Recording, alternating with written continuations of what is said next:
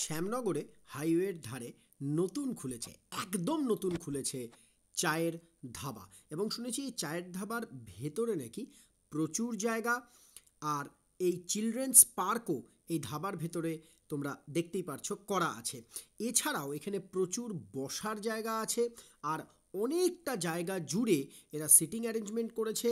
Along with that ছোট ছোট এরকম হাটের মতোও করা আছে, যেখানে বসে তোমরা সুস্বাদু সব খাবার এনজয় করতে পারো।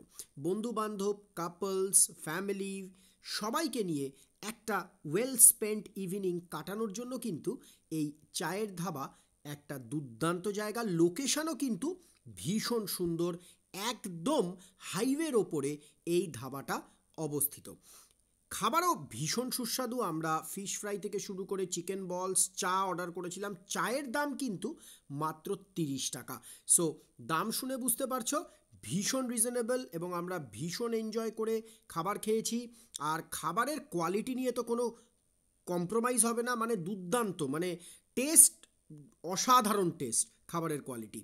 তো অবশেষে আমরা butterscotch milkshake, chocolate milkshake, ice cream সব কিছুই কিন্তু ট্রাই করেছি। সাম আপ করার জন্য দুর্দান্ত জায়গায় চায়ের ধাবা।